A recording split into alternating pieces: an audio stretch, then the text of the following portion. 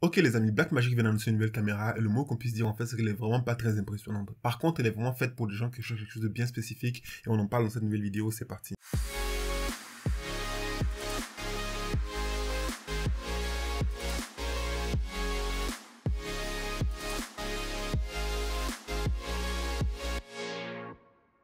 Le plus gros changement en fait sur cette version G2 par rapport à la version Pro, c'est qu'il n'y a pas de filtre ND. Ça peut être vu comme un inconvénient, mais en fait il y a pas mal d'avantages à ne pas avoir de filtre ND. Le premier c'est de pouvoir mettre un speed booster, parce que pas mal de personnes qui avaient la version Pro sont plaintes en fait de ne pas pouvoir mettre de speed booster pour pouvoir en fait réduire le crop factor et gagner un stop de lumière. Aujourd'hui tout le monde sait ce que c'est un speed booster. Le deuxième avantage de ne pas avoir de filtre ND, en fait c'est par rapport au filtre ND lui-même, parce qu'il y a pas mal de personnes aussi qui sont plaintes en fait de la qualité du filtre ND, parce que de nombreuses personnes ayant le moyen d'acheter de grosses caméras de cinéma se sont tournées vers la Leica Pro, mais ont trouvé qu'en fait la qualité des filtres ND n'est pas vraiment au rendez-vous et préférant en fait utiliser une matbox avec des filtres ND tierces plutôt que d'utiliser les filtres ND intégrés qui avaient parfois une teinte bleue qui peut être vraiment très désagréable quand on fait de l'étalonnage, surtout quand on filme pour avoir une vraie qualité d'image en fait qui est fidèle à ce qui se passe vraiment dans la réalité. Et aussi les filtres ND intégrés montent jusqu'à 6 stops, ce qui n'est vraiment pas suffisant si on veut filmer à 1.4 en pleine journée par exemple. Cette version G2 moi je la vois un peu comme un Panasonic GH5S. Vous vous rappelez à l'époque en fait Panasonic avait décidé de retirer la stabilisation du GH5 pour les gens qui avaient déjà leur propre système de stabilisation et qui n'avaient pas en fait envie d'avoir une stabilisation du capteur par-dessus qui pourrait créer en fait de la distorsion, des interférences, etc. Pour moi le 100 € de différence, moi je trouve que ça vaut vraiment pas la peine pour la plupart des gens parce qu'il n'y a pas vraiment beaucoup d'intérêt à ne pas avoir de filtre ND, surtout qu'en fait les gens qui achètent cette caméra là